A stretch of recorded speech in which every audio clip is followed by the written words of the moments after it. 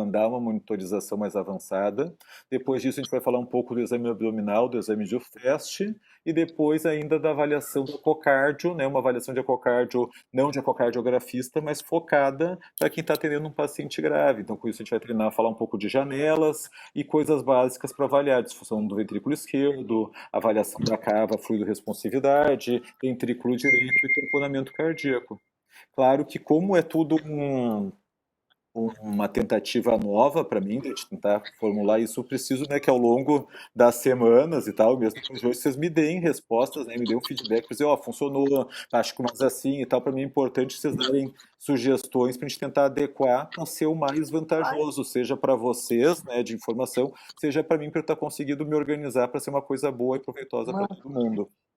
A dinâmica, então, das aulas, que eu queria dizer, avisar já para vocês, embora seja importante a questão científica e a parte teórica que fundamenta, eu não vou estar focado falando da questão de evidências, de estudo e tal, eu vou estar tentando dar aspectos eminentemente práticos do ultrassom. Tipo, meu objetivo é que vocês consigam fazer uma imagem que nem essa aqui, né? Eu preciso reconhecer, bom, isso aqui é cinza, é o fígado, e esse entorno aqui, que é pretinho, bom, isso aqui é líquido livre. Então, eu não vou estar focado em fundamentar a teoria. Se depois vocês acharem necessidade, tiverem tempo, eu posso mandar livros de ultrassom point of care, artigos e assim por diante, mas por enquanto a gente vai tentar fazer coisas muito práticas, uma visão muito, né, de não especialista para como usar o ultrassom como ferramenta assistencial, mas sem ter o arcabouço teórico que não daria tempo, né, para a gente estar fazendo de uma maneira mais prática.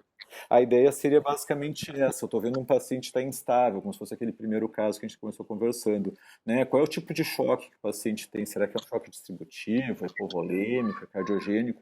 Eu consegui ter uma ferramenta prática para eu tentar, de alguma maneira, ir dividindo, né? Ir separando as opções e ir tentando entender de fato o que se passa com o meu paciente. Aqui, por exemplo, um caso teórico, né? Uma guria de 32 anos, um pós-operatório de aborto.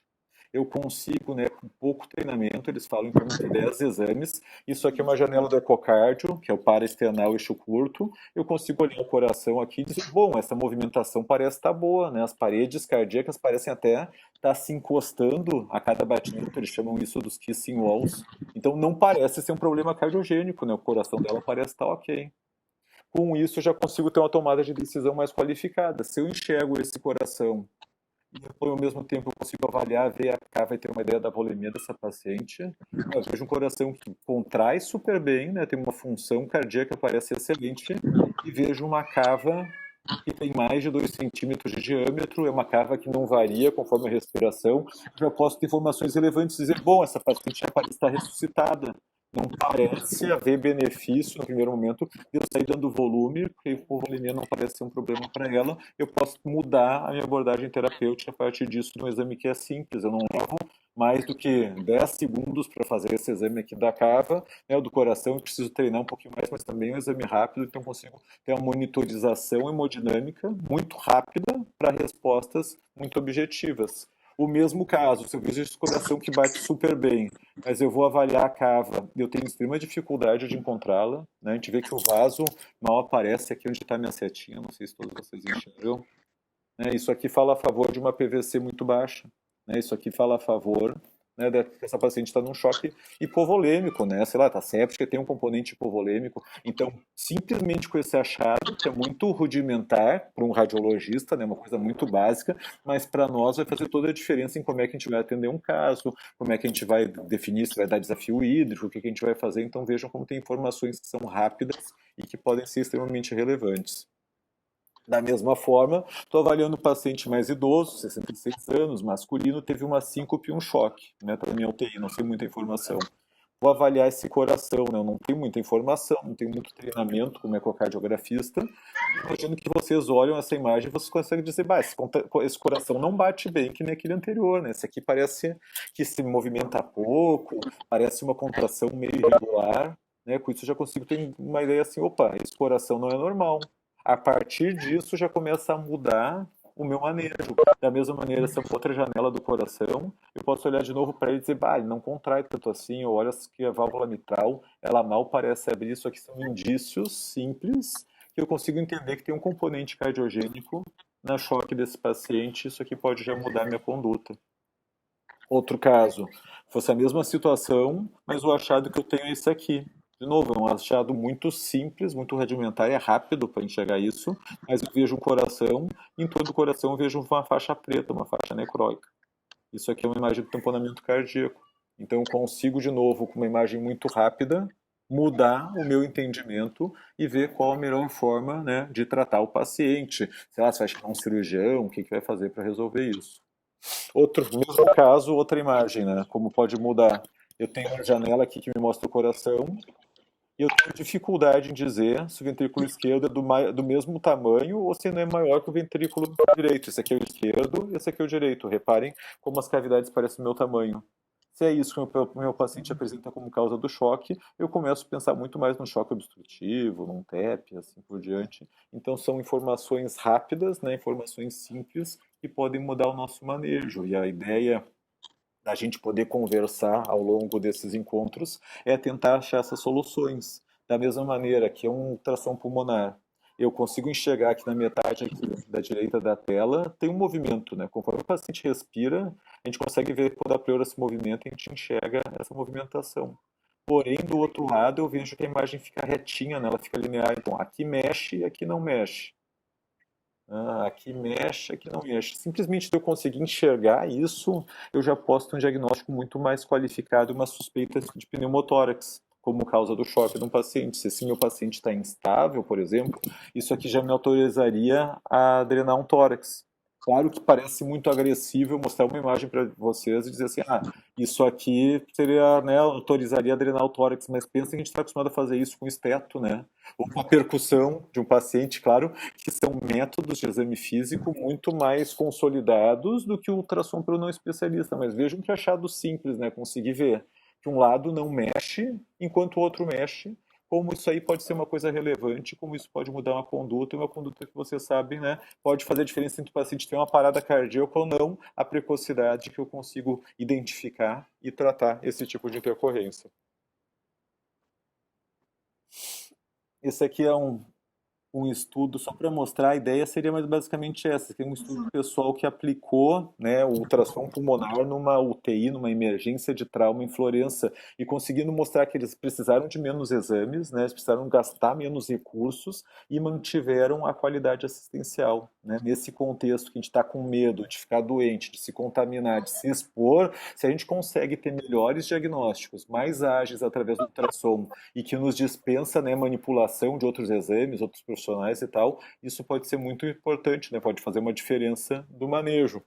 E a ideia do ultrassom point of care basicamente era essa, né? Da gente conseguir agilizar o nosso atendimento, ter mais velocidade nas intervenções, uma vez que eu não preciso mais, não dependo mais de tanta gente para fazer o meu diagnóstico e para tomar decisões. Eu integro a informação, né? Não é um colega de fora, alheio ao serviço, que não sabe nada da história do paciente e está vindo fazer o exame. É um médico que está cuidando do paciente, que, sei lá, já fez o exame físico dele, já viu os exames, já falou com a família. Então a gente já tem todo um arcabouço, né, na busca de um diagnóstico, a gente consegue ter muito mais precisão para fazer uma avaliação do ultrassom e tentar buscar uma resposta que nos seja mais adequada, né? Questões simples, está com gesto, não está.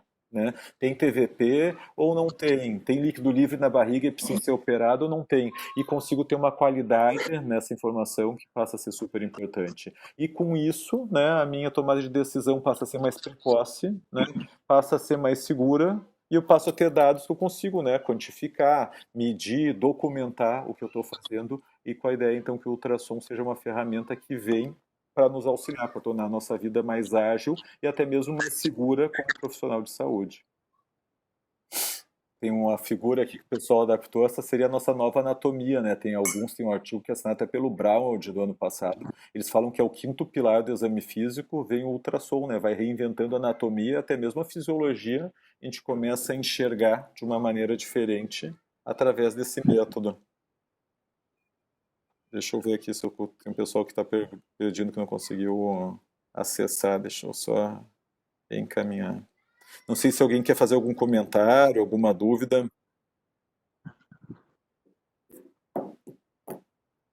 Todo mundo bem aí? Tudo ótimo. Beleza, ótimo. Deixa eu ver aqui.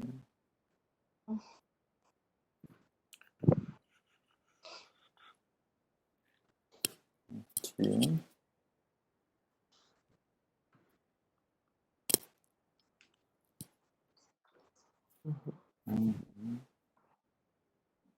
Tô com dúvida se só até o William aí. Tá.